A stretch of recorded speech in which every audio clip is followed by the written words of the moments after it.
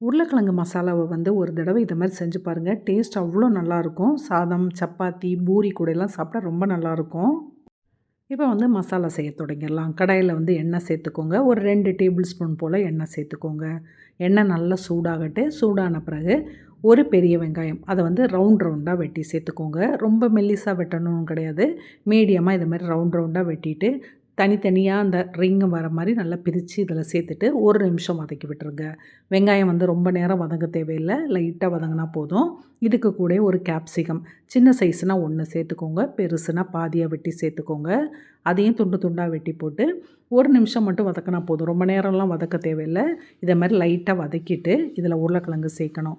உருளைக்கிழங்கு வந்து ஒரு 4 உருளைக்கிழங்கை குக்கரில் போட்டு ஒரு 3 விசிலுக்கு வேக வச்சுட்டு தோலெல்லாம் எடுத்துகிட்டு இதை மாதிரி துண்டு துண்டாக வெட்டி சேர்த்துருங்க. ரொம்ப சின்னதாகவும் வெட்டாதீங்க, ரொம்ப பெருசாகவும் இல்லாமல் மீடியமாக இதை மாதிரி துண்டு துண்டாக வெட்டி சேர்த்துக்கோங்க. சேர்த்துட்டு இதையும் போட்டு ஒரு நிமிஷம் நல்லா வதக்கி விட்டுறலாம். இனி இதில் உப்பு சேர்க்கணும். உப்புலாம் வந்து கொஞ்சம் சேர்த்தா போதும். நம்ம அப்புறம் கிரேவி செய்யும்போது கொஞ்சம் கூட சேர்த்துக்கலாம். இப்போதைக்கு கொஞ்சோண்டு சேர்த்துக்கோங்க. மிளகாத்தூளும் நான் கொஞ்சமாக தான் சேர்த்துருக்கேன். கரம் மசாலா இல்லைனா சிக்கன் மசாலா அது ஒரு 1/4 டீஸ்பூன் சேர்த்துக்கோங்க. அதை சேர்த்துட்டு ஒரு 2 நிமிஷம் இந்த மசாலாலாம் எல்லா இடமும் படுற மாதிரி நல்லா கிண்டி விட்டுட்டு ஒரு டேபிள் ஸ்பூன் வந்து கஸ்தூரி மேத்தி அதை வந்து கையில் வச்சு நல்லா இந்த மாதிரி கசக்கிட்டு சேர்த்துக்கோங்க. அதையும் சேர்த்துட்டு ஒரு 2 நிமிஷம் நல்லா கிளறி விட்டுடலாம். எல்லா இடமும் படுற மாதிரி இது மாதிரி நல்லா கிளறி விட்டுருங்க. இப்போ இதை வந்து நம்ம தனியாக எடுத்து வச்சிடலாம். இதை தனியாக எடுத்து வச்சுட்டு அடுத்து கிரேவி செய்யலாம். கடாயில் வந்து எண்ணெய் சேர்த்துடலாம். எண்ணெய் நல்லா சூடான பிறகு 2 பெரிய வெங்காயம் நல்லா சின்னதாக வெட்டி சேர்த்துக்கோங்க. எந்த அளவுக்கு சின்னதாக வெட்ட முடியுமோ அந்த அளவுக்கு வெட்டி சேர்த்துட்டு ஒரு வதக்கிட்டு இதில் வந்து இஞ்சி 1 டீஸ்பூன் இஞ்சி வந்து நல்லா பொடிசாக துருவி சேர்த்துக்கோங்க. இல்லைன்னா சின்னதாக வெட்டி சேர்த்துக்கோங்க. அரைச்சி சேர்க்க வேண்டாம், வெட்டி சேர்த்துக்கோங்க சின்னதாக. பூண்டும் 1 டீஸ்பூன் அதையும் எந்த அளவுக்கு சின்னதாக வெட்டி சேர்க்க முடியுமோ அந்த அளவுக்கு சின்னதாக வெட்டி சேர்த்துருங்க.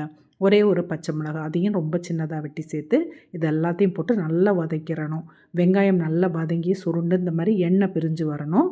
அந்த அளவுக்கு வதக்கிக்கோங்க. அப்போ தான் கிரேவி டேஸ்ட்டு நல்லாயிருக்கும்.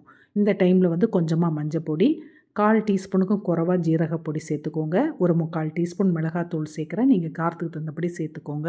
நான் காஷ்மீரி சில்லி பவுடர் தான் சேர்த்துருக்கேன். 1 டீஸ்பூன் வந்து மல்லிப்பொடி இது எல்லாத்தையும் போட்டு ஒரு நிமிஷம் அந்த பொடி வாசனை போக நல்லா வதக்கிடலாம். காஷ்மீரி சில்லி பவுடர் போட்டிருக்கனால நல்லா ரெட் கலரில் இருக்கும் கிரேவி. இதுக்கு கூட வந்து ஒரு 2 டேபிள் ஸ்பூன் தயிர், ரொம்ப புளிப்பு இல்லாத தயிர் அதை சேர்த்து இப்படி கிண்டிகிட்டே இருங்க, இல்லைனா தயிர் தெரிஞ்சு போயிடும். லோ ஃப்ளேமில் வச்சு இதை மாதிரி கிண்டினீங்கன்னா தெரிஞ்சு இருக்காது. இதை மாதிரி நல்லா கிண்டி விட்டுட்டு ஒரு சின்ன தக்காளியை வந்து நல்லா சின்னதாக வெட்டி சேர்த்துருங்க. தயிரும் சேர்த்துருக்கனால தக்காளி ஒரு சின்னது போதும். உப்பு தேவையான அளவு சேர்த்து இதை நல்லா கிண்டி விட்டுட்டு மூடி போட்டு சிம்மில் வச்சு ஒரு 2-3 நிமிஷம் நல்லா வேக விட்டுருங்க.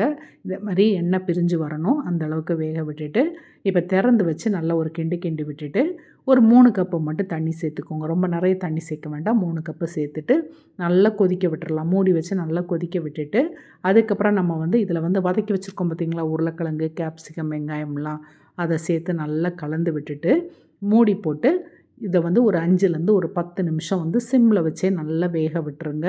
நல்லா வேகட்டு. ஒரு 10 நிமிஷம் ஆன பிறகு மூடியை திறந்துடலாம். இப்போ வந்து நல்லா கிரேவி வந்து கெட்டியாகி வந்துட்டுது. நல்லா கிளறி விட்டுட்டு திறந்து வச்சு ஒரு நிமிஷம் நல்லா கொதிக்க விட்டுருங்க. ஒரு நிமிஷம் ஆன பிறகு கொத்தமல்லி இலை கொஞ்சம் நிறையவே எடுத்து சின்ன சின்னதாக வெட்டி இதில் நம்ம சேர்த்து நல்லா கலந்து விட்டுடலாம். இந்த மாதிரி எண்ணெய் பிரிஞ்சு வரணும். அந்த அளவுக்கு வந்தால் தான் வந்து இந்த மசாலா வந்து டேஸ்ட்டு ரொம்ப நல்லாயிருக்கும். இப்போ வந்து ரெடி ஆகிட்டுது, இறக்கிடலாம். இதை ட்ரை பண்ணி பாருங்கள். டேஸ்ட்டு ரொம்ப நல்லாயிருக்கும்.